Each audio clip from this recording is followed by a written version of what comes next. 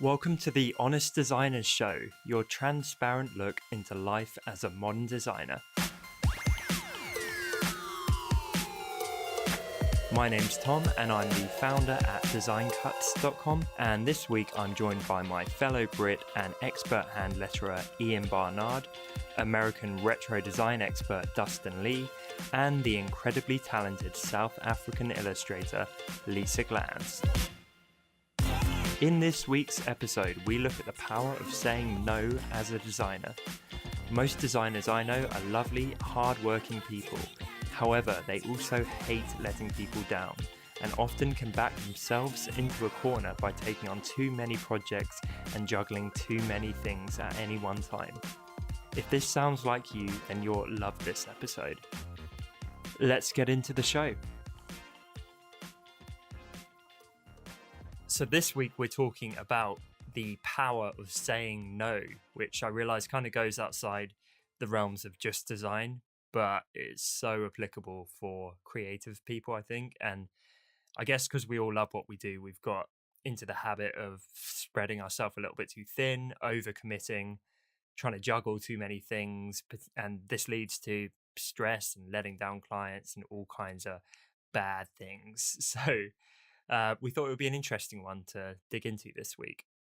Lisa, I know we were talking about this before the call. What are your thoughts on saying no to people? I'm terrible at it. But I know it has to be done.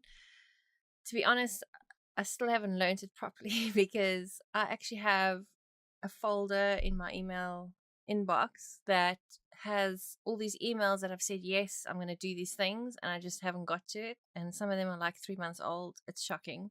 But am I in there by any chance? No, because I know we were talking about.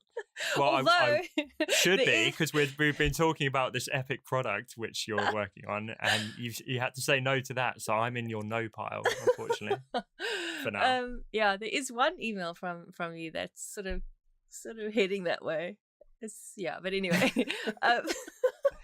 That sounds scary. I don't even know what you're referring to. It's the social media one. You remember you asked us all to do kind of like okay. You see, yeah.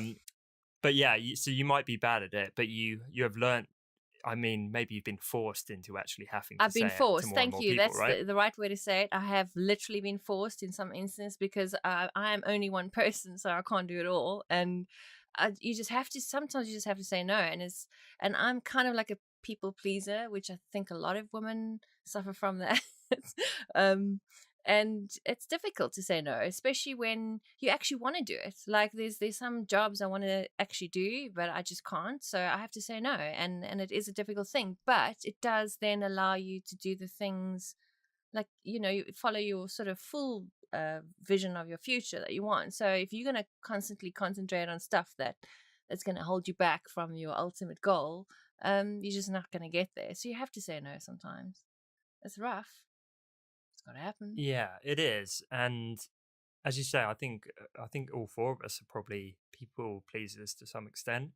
And we love what we do, and we love working on interesting projects and making people happy with our design work. So it's not an easy thing, but do you want to maybe dig into what it looks like when you say yes to everything? Because I presume you had to learn the hard way.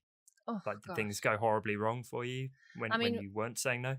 Yeah, when I was full-time graphic design, doing that full-time, basically I said yes to every single job that came my way from my current clients that I had at the time. And I just because I had a big corporate client, it actually wasn't physically possible for one person to be doing all the work, but I just said yes. And I mean, I literally work till 3 a.m. sometimes, weekends. It just means that you burn yourself out and your life becomes horrible. It's not pleasant. So it actually doesn't help to say yes to everything if you want to have a proper life. So I don't know. Yeah, you've got to say no. You've got to learn to say no. And eventually I did. As difficult as it was, because a lot of my clients, they're long standing, so you always want to please them, but you have to explain to them that sometimes in order for you to be fresh for the next big job, you got to say no to the small stuff. So that's how I learned. was difficult. So by the sound of it, that was back in the days of Lisa Gland's The Machine, Yes, which you've touched on previously. very much But so. She still is a machine, isn't she? Well, you know when you She is, guys but were amazed that I was invoicing like 40 jobs a month. Those were the days. I was literally. yeah, that was the day I felt where very inadequate when you told me that. And Lisa, you mentioned on social media, I don't know where the other guys get that I got lots of money. 40 invoices per month. You know what though? The problem is it doesn't make you a pleasant person. I think I was hell to live with because I was always grumpy, always stressed out. Yeah. So, at the time you want to make everyone happy, but it actually makes you miserable. So, yeah. And you should really be the number one, because if you're not in a good headspace, you won't be able to help anyone. Yeah, exactly. Yeah. I mean, I was autopilot most of the time, obviously because I knew my job so well, I could be autopilot. But, when you can't be in that position, you shouldn't be doing that. It's, yeah. So were you letting people down? Were you starting to miss deadlines Yes. and stuff like that? Well, no. You see, that's the thing. Because I was a kind of designer that would never, ever be late for a deadline. Never. So you were just killing yourself instead. I was literally killing myself so that they could spend 2 weeks to get back to me after sending them a file. You know what it's like. You send them a design and they take 2 weeks and you think, gosh, I just killed myself and it's taken you this long, Yep. Yeah. Design purgatory. Damn. Making that a thing. Okay, so that's a bit of a look into what it's like. I mean, I don't know how personal you want to go, but on a personal level, you say you were hell to be around. What did that look like? Oh, Do it's you mind providing terrible. a bit more detail? Because everyone knows sweet Lisa Gland, so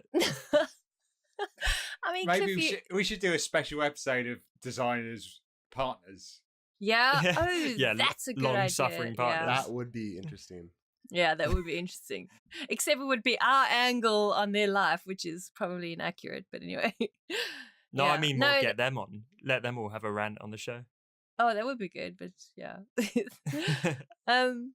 Yeah, just you know what happens when someone's so stressed out and you're running around basically putting out everyone else's fires that they created because they couldn't get their act together.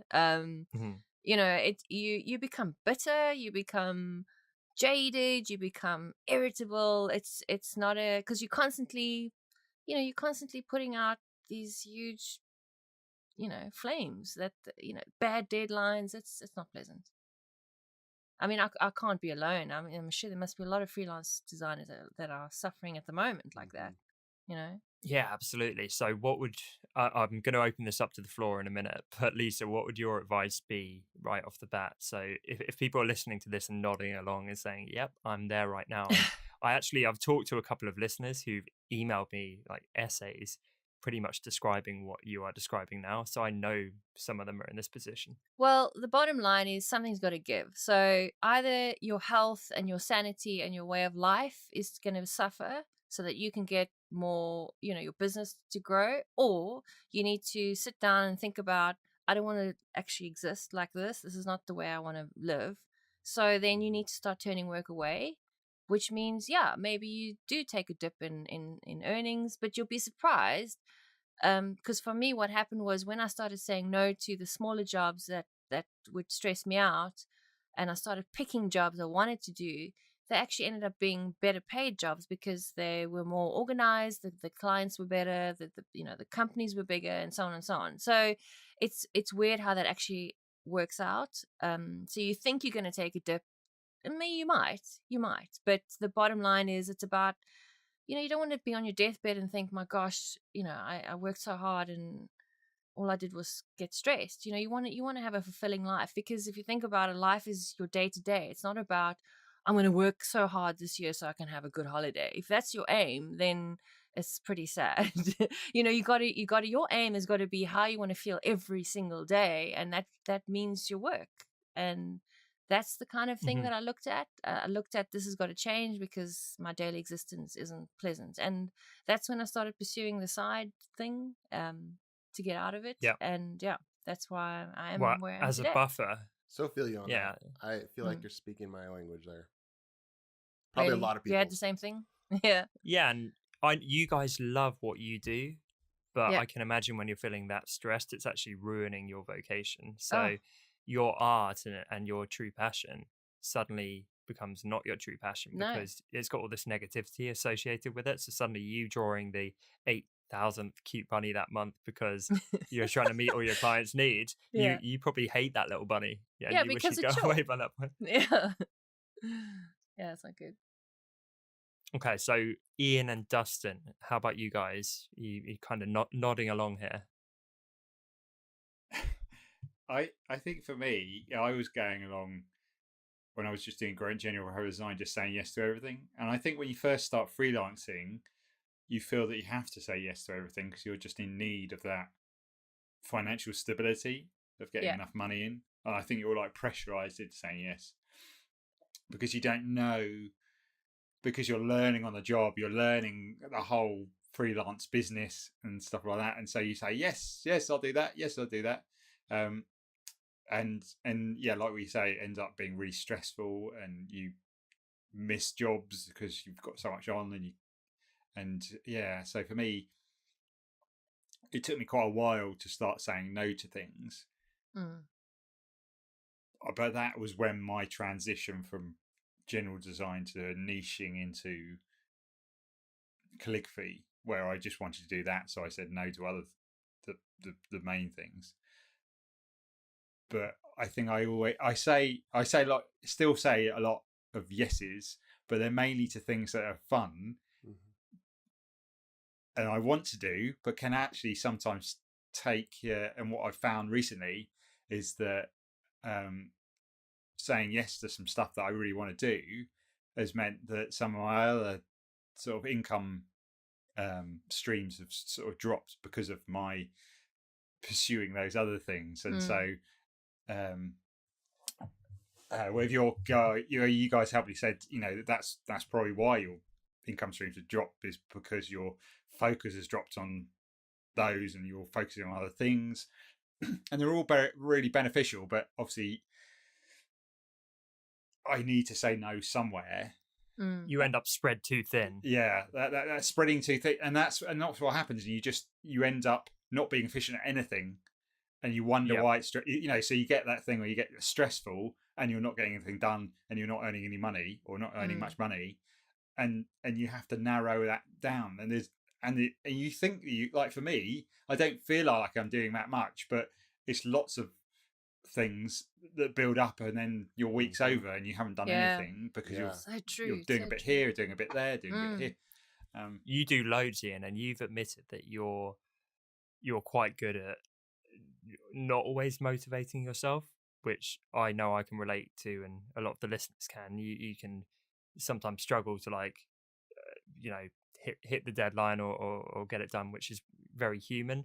But you're also the master at putting so much on your plate, more than anyone I know, more than any of us, I think, where you're going all over the country doing talks and workshops, and you're trying to sell products, and you're producing content and blogging and doing social media full time and some client work. And it's a lot.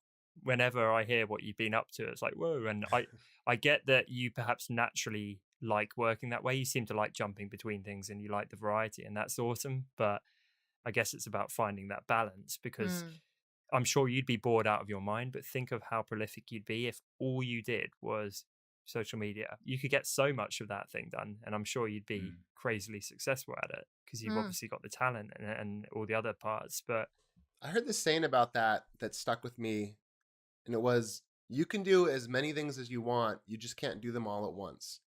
Basically meaning, choose the one thing, focus on it, do it. You can do the other thing, but you got to finish that other one first, or focus deeply on the one, then move to the next one.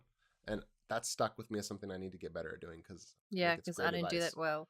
I think it can work when you assign a theme to your month or your quarter or whatever time period, where yes, there will be some day-to-day stuff which always needs doing, but in terms of the real big meaty projects, it could be, I don't know, with you guys, well, I'm going to do pretty much nothing else but produce products for the next 3 months or 2 months or whatever. And I'm going to get enough there that I stockpile them, and it's going to cover me for the next 6.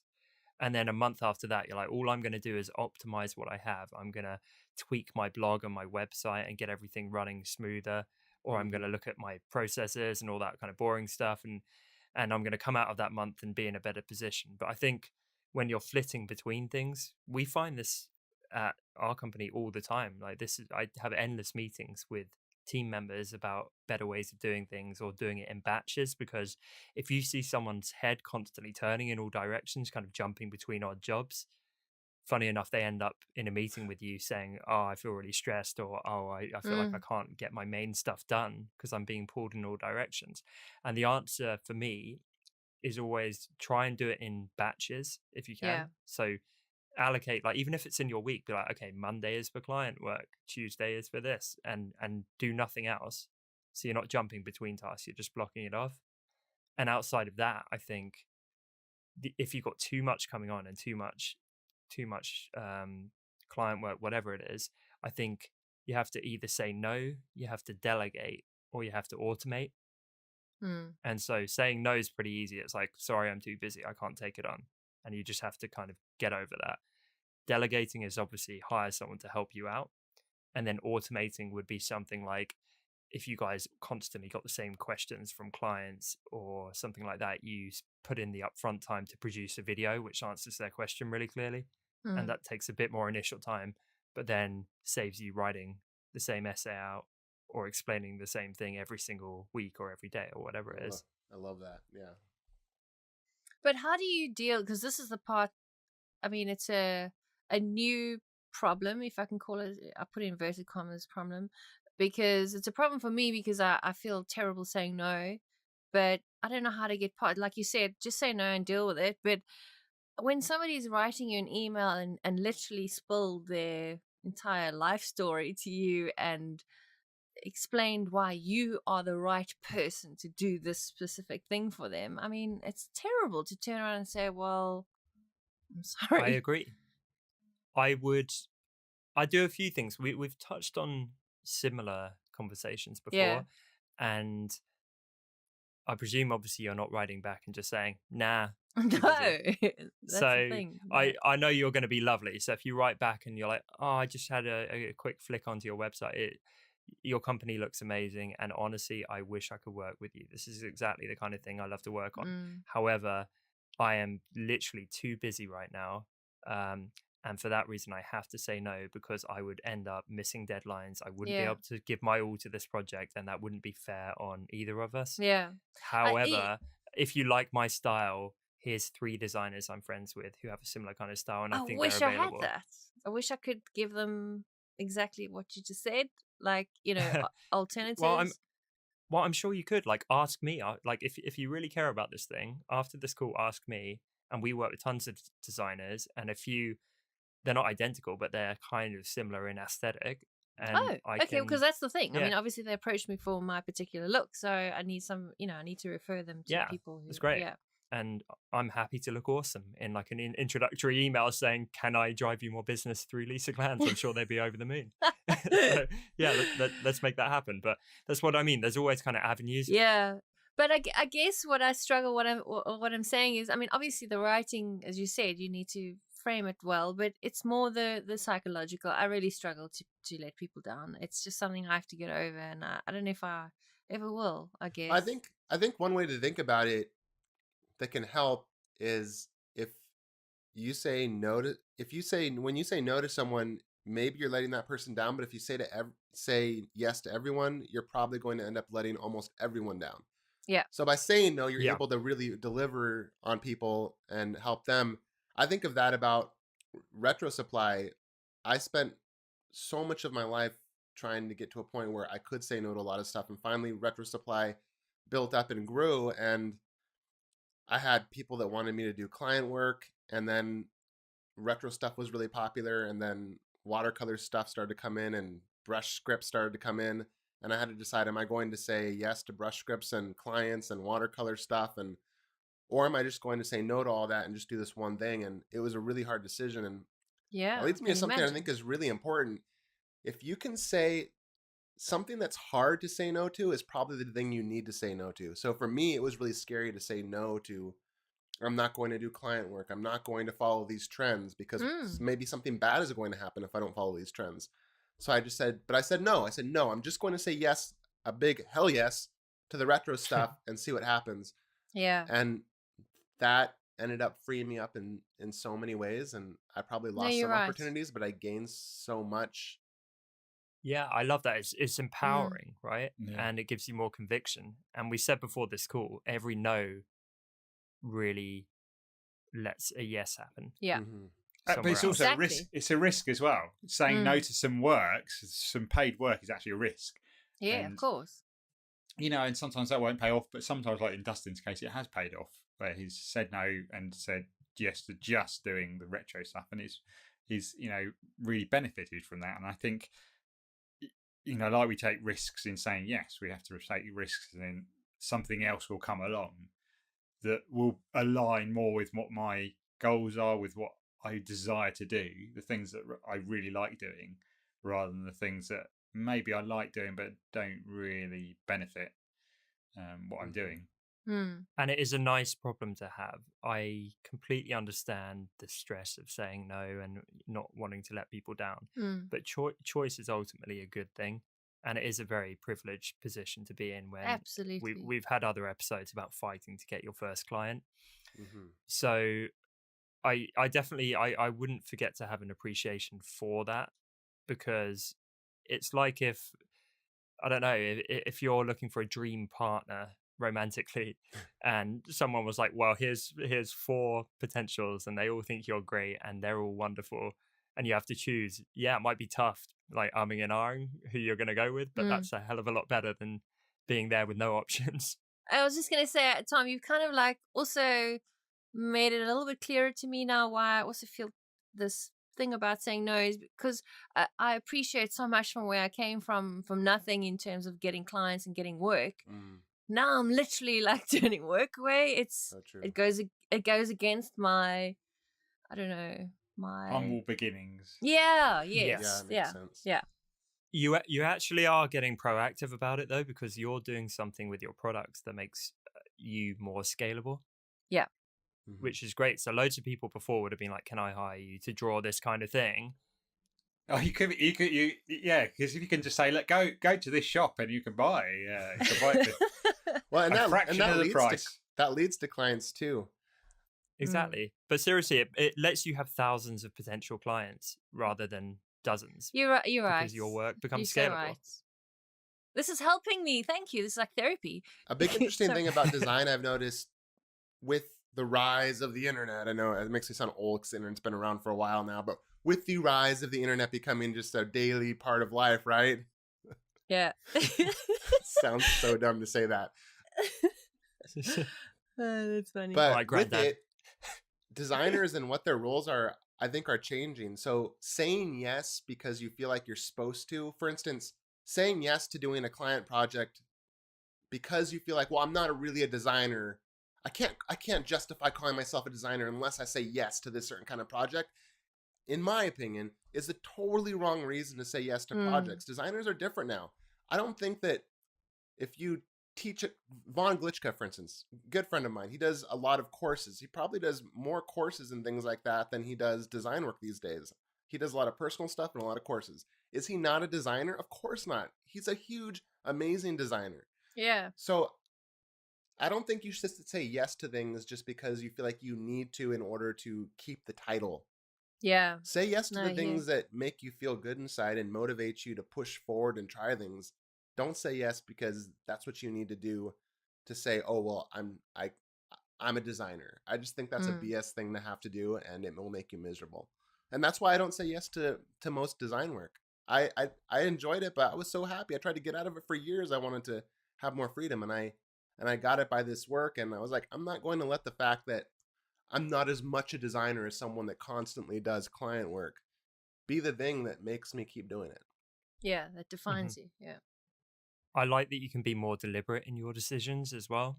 So if you do have 4 options and you only have the bandwidth and time to take on one, then it changes your thinking. Before, when it was like, I'll take anything I can get, that's a different mindset.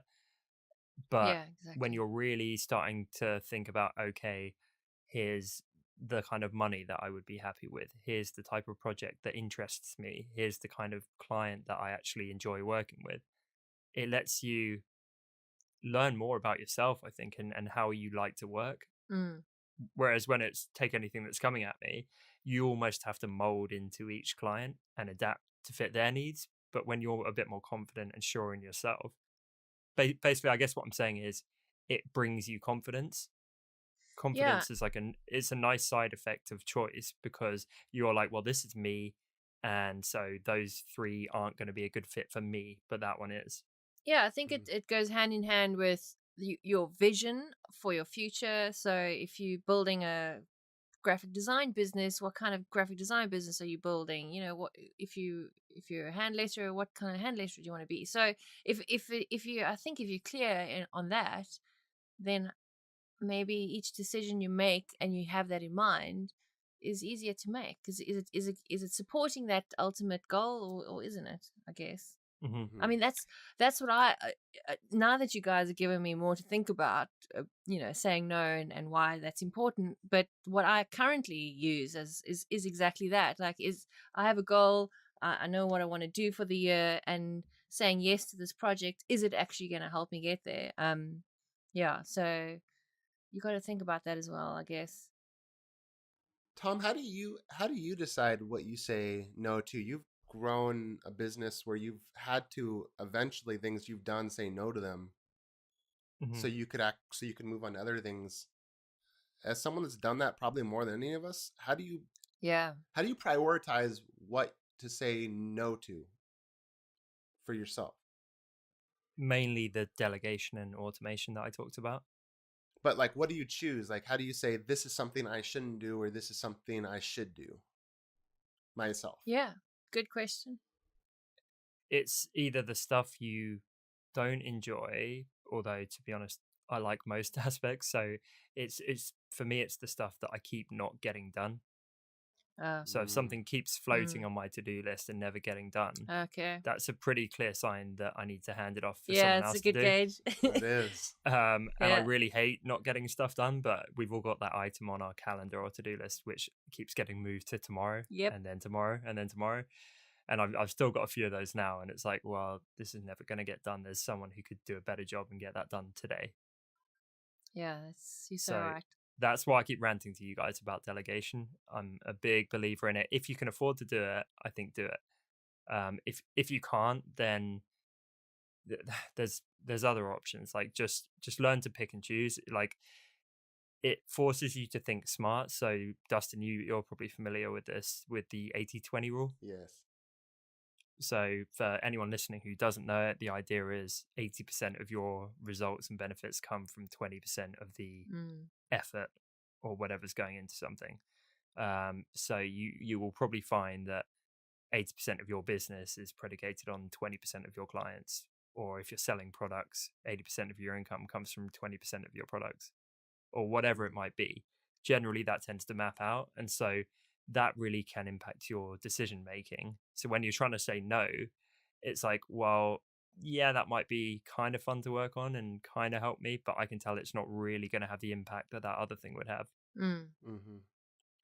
I know I sound a little bit like Mr. Interviewer doing this to you, Tom, asking you questions, but I'm curious about the thing when you mentioned things you don't get done. Could you give like an example? I feel like that's really, I'm inspired by how you've delegated, so I'm curious about an example if you have one of something like that and how you handle it. I wish I could be in your office for a day and watch the whole. What do you think? Yeah, like endless stuff. I don't know, this podcast, I'm just about to hand off the thing of timestamping it with the show notes. Okay. To our very, very talented girl who does our social media. So I can jump on the call, record it with you guys, and say yes to doing that. But then in terms of setting up the whole page and publishing it and all that kind of stuff, someone else takes that on, because I don't necessarily need to be doing that. So it gets balanced out. Nice. That's like one example of 1,000. But I just Yeah, I'm a big believer in it, and I don't want this to descend totally to an episode about delegation, but I do think that is an important part of saying no, Mm. Agreed. particularly because it's why in design studios people hire junior designers, right? Yeah. It's because Mm. they constantly will be getting asked to do work that is perhaps a bit simplistic or something for where they're at in their career, and they don't want to say no, so they get someone who can help take that up. Mhm. It's obviously Yeah, a little so bit more true. difficult for example, for you, Lisa, because you've got a very particular style. I So you know. couldn't I have can't do an that. intern who was kind of working underneath you Yeah, but because you know people want your style. what I have done in my life that I've realized that I can do is delegate things that I know this is not anything to do with design, but like cleaning my house. I never used to have a domestic, so I used to do all the stuff myself. There's a joke here. I'm I gonna mean, restrain myself. There's a joke here. but you know that would mean that would just take one more thing off my plate, so I could do my other stuff. You know, Exactly, and delegation is not a bad thing. It's what makes the no, world go round. yeah, If no one exactly, delegated, no one would have a job. yeah. Do you have to count all your money before the cleaner goes round, Lisa? Just to check they don't I take can any? just see there's gonna be a bunny in a cleaning outfit or something. Oh my goodness. I want to argue the fact about having your own style, not being able to delegate it. If you love it, and I think you really do love it, and of course, if you love something, I think you should keep doing it. I see this all the time with my kids. I wondered forever. I'd see them watching Curious George. I was like, is that guy still alive? Like, how do they keep making Curious George episodes? How do they keep making Curious George books? I thought this guy passed away.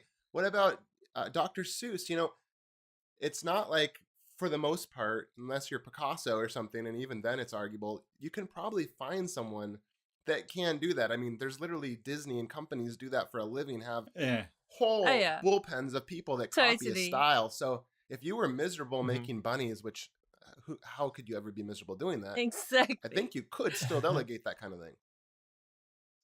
Yeah, feasibly, and maybe it's something simpler. Yeah. So I maybe just you love doing bunnies, but you don't like drawing flowers. So you can teach the flowers because they're yeah. easier to do. And for all the clients asking that, you get the flower person to help. Kind of like a landscape artist, be like, can you please put flowers and trees around my bunnies? I hate doing that. Oh, that would be funny. I'll give you No. another example. So I would never get anything done, and I wouldn't be able to work with you guys or do the show if I was editing the podcast and doing all the video work. Yeah. So we hired someone and we delegated that. And then he was busy producing awesome video and audio stuff. So we let him hire someone else remotely from halfway across the world to do the subtitles and the captions on the videos. Because if he was listening and captioning for hours every day, he wouldn't get anything done. Yeah, exactly. And maybe the person doing the captioning has hired a cleaner in their flat. Same as Lisa. So Yeah. it's just how the chain works. It lets you free up to do other stuff, and it's not so true.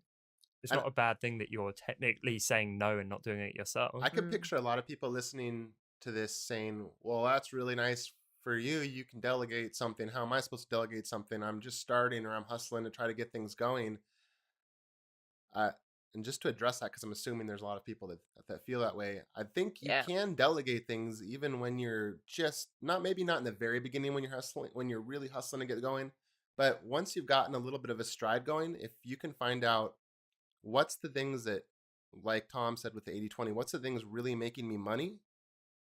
The more time I can spend doing that, the more money I make. And then I can delegate the stuff that doesn't make me money to somebody else so I can make more money doing something else. Perfect example, mowing my lawn. I can make more money working on my computer in that hour than Mowing the I lawn. could paying $15 to someone in my neighborhood to mow my lawn. So by doing that, I actually make money. So if it feels like, oh, well, this is something really fancy for people that are farther along in their career, I don't necessarily think that's true. I think it's just a matter of choosing what's your most profitable thing and delegating the things that are taking time away from that. Completely. And it doesn't need to be hiring someone full time. No. Which is scary. It can be delegating random tasks. It can be very part-time. It can be someone remote. You don't need to have someone like in your office or in your room at home working alongside you. So Ian, Yes. we haven't brought you in for a while. Sorry, mate. So coming back to you, what are your other thoughts on this and saying no? Because do you feel like you're actually going to be any better off after this episode, or are you going to be stuck in your ways and keep spreading yourself too thin? I feel like we've helped Lisa a bit here, and Yeah. I feel like we need to help you and help the listeners through doing that. Yeah, I think actually that might actually have to cut my social media posting down, maybe, to be able to bring up the stuff that's suffering, if you get what I mean. Yeah, I do. Because like sometimes I will spend quite a long time just doing a social media post, and the problem I've got is that I think you look at this like patterns within the thing is what the advice someone gave to me when I was just first starting is to and it might have been Chris Spooner, I don't know, I'll give him the credit. Chris, it's you again. Either him or your builder. Anyway. But it was to advertise, not that I've ever advertised, advertising, put your name out there when you're busy, so that when you're quiet, you've got that momentum to bring in more work. And I think I've made myself too busy on social media, and then my other stuff's suffering because of it. And so I need to sort of rework the balance, because it's weird, because I like say like a couple of years ago I was juggling making products, I was juggling posting every day social media, I was doing YouTube videos, and I was like, I was managing to do that every few weeks, do that process.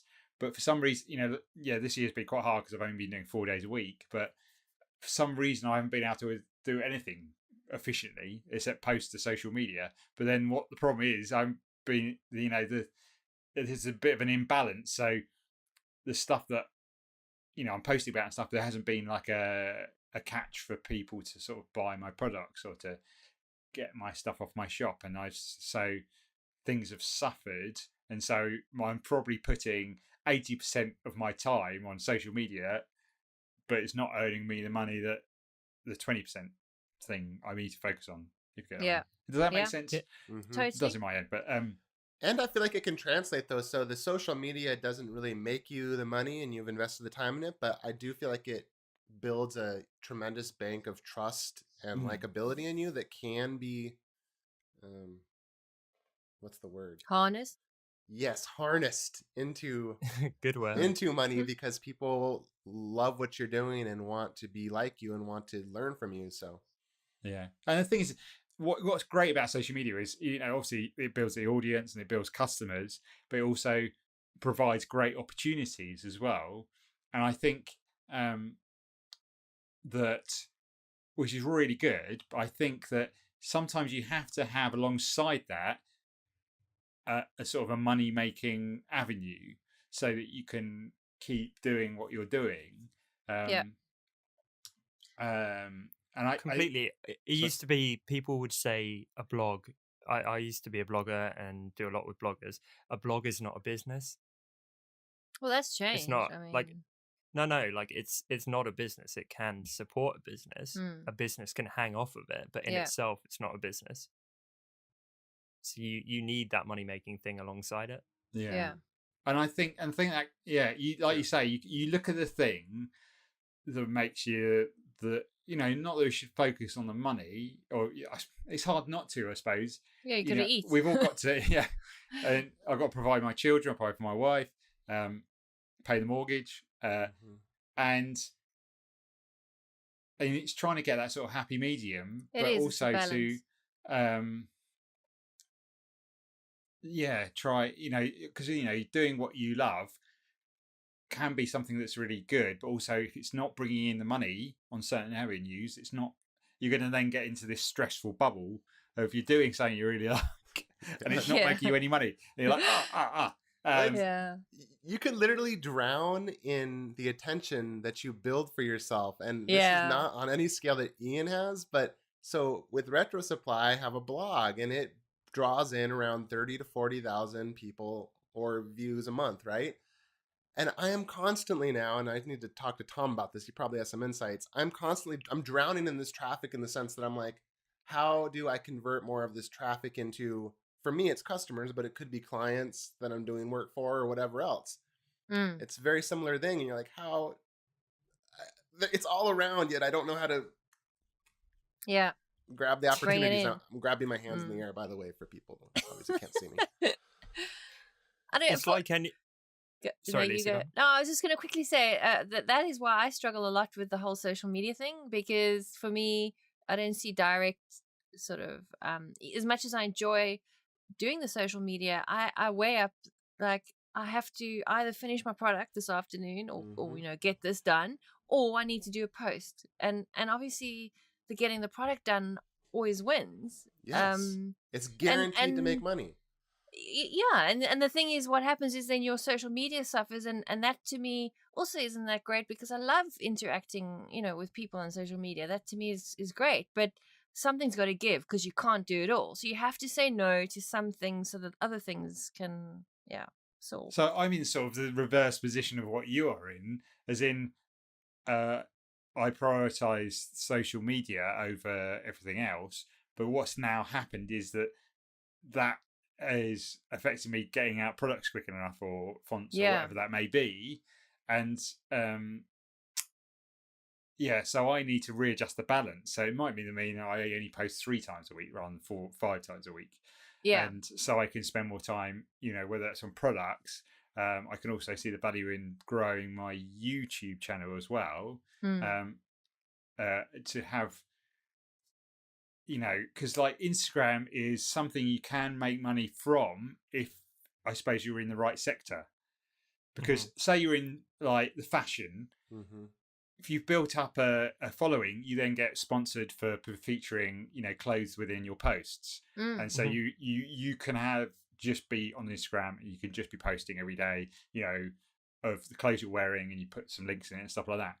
And I suppose it depends on what you're at. You could, like for some people, it might build up to such a level, but there's not actually that sponsorship coming in, or it's not pushing on to other products or anything like that. So I suppose even though you might have a big following, it might not be translating into actual sales Money coming in the directly through it. It might be from other things. And so, Ian, can I give you a couple of tips? Go on if you don't mind? I feel like for everyone listening at home, this is turning into a bit of a like us helping each other. So I really do hope that I hope there's some common themes here that are applicable to everyone listening. I hope so. Yeah. But this is very much how the show started. It was us like having a mastermind and helping each other out, and it kind of led into the main podcast. So yeah, Ian, presumably you're posting Monday to Friday right now, or something like that. Sometimes I miss a day or something like that, but it's usually Monday to Friday. Great. So if it's Monday to Friday and you're talking about doing 3, maybe you make it Monday, Wednesday, Friday. And so then that frees up 2 days, and then I would allocate a theme to them. So I'd be like, right, Tuesday is going to be product day. And all I'm going to do is create products and everything around that. And I'm going to have no distractions. I'm not even going to look at my email. That's all I'm going to do for that day. So I'm going to block it all off. Yeah. Everything else can wait. And then Thursday would be something like physical product and biz dev day, where you could be emailing pen companies and building relationships there and trying to get them sponsoring you or whatever on Instagram. And you could be working on your physical products that you're getting into, of doing hand lettered stuff, which you're selling. And again, block it off. Don't look at anything else. And so, every single week you've got 2 solid days going into money making stuff.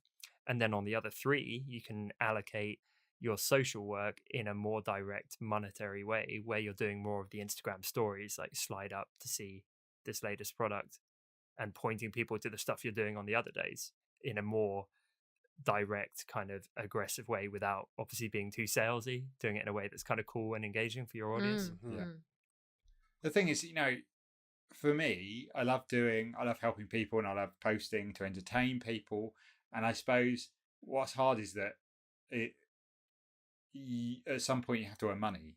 And so, I feel really bad. It's like the whole trying to sell. I just really find it really uncomfortable selling myself. And we had this episode, and I just found it, I just find it really uncomfortable trying to sell. And it's something I need to get better at. But if I had like, I need to, maybe I, if that's not something I'm good at, or something that I don't naturally, even with training, don't naturally pick up, then I have to find other ways to do that. And so, like find a partner who loves selling but doesn't have the creative talent. That would be one answer. I mean, it sounds a lot like Lisa's situation.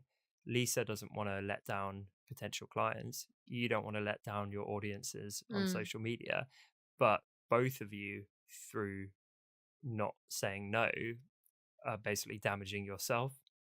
So Ian, you're damaging yourself perhaps financially through doing it, and Lisa, you are damaging your stress and your well-being. Exactly. And as you said, because now you've given me a whole other way to look at it, you're damaging also all the other people that you could be, giving your work, selling your work to. Like Ian, you could be spreading your artistic sort of hand lettering thing way more if you were producing more funds, for example. Exactly. You could have a bunch of people at home with your lovely lettering hanging up in their kitchen because they bought it from you. Yeah. You could have another, like, I think 2,000 people or something have bought your Sunkissed font that you did with us, which is crazy. And people all over the world are using that and loving that and benefiting from that. Yeah. But you're not able to reach all these people you could be helping because you're reaching them in another way through an Instagram post or whatever.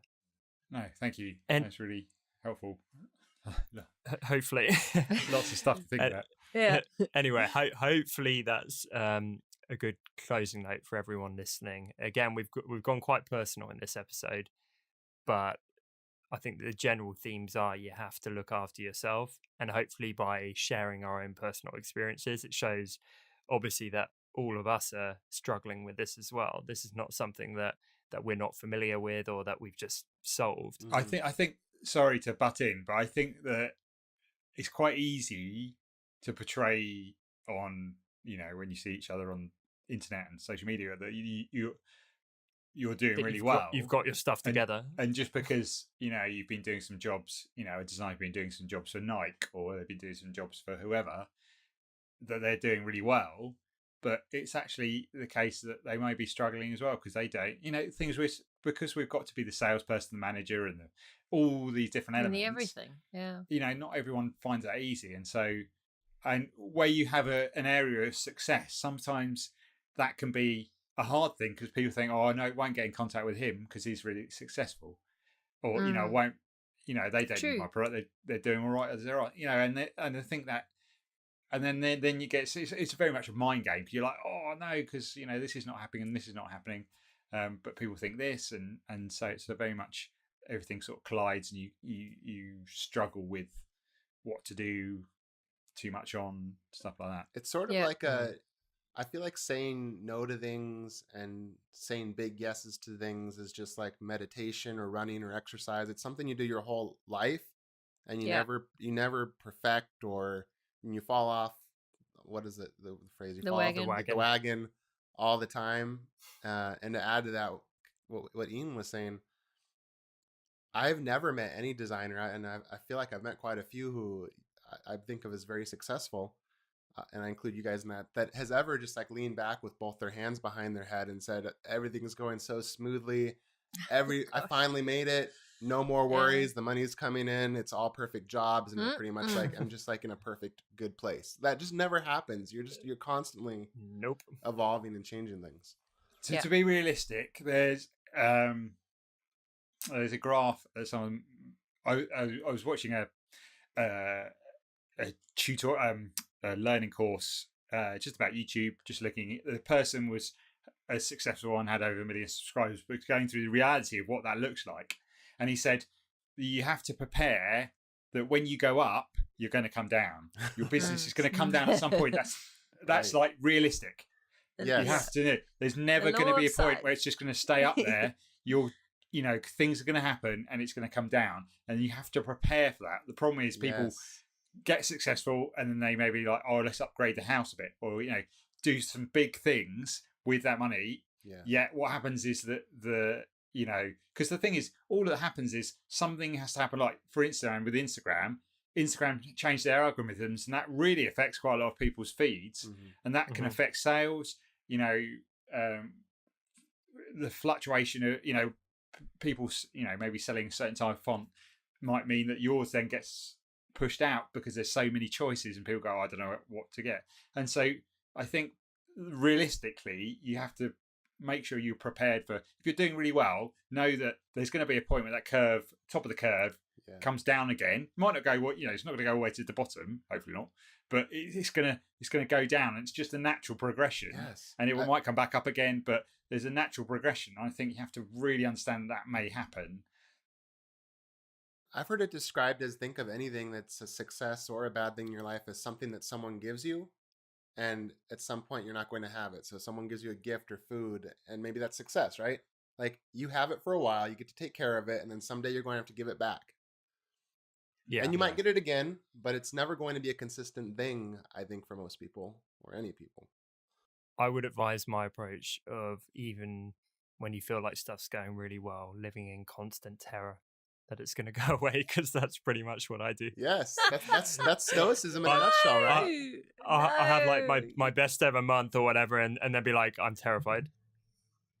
Well, I think that's healthy, though. That is philosophy, essentially, in a nutshell. Not living in fear. Well, I don't think it's living in fear. I think it's just, tell me if I'm wrong, Tom, but I think if you can think to yourself, imagine that I have nothing, and accept that, embrace the fact that maybe I won't have anything, and be okay with that, then you can enjoy what you have, knowing that even if it goes away, I don't have to be afraid, because that might happen.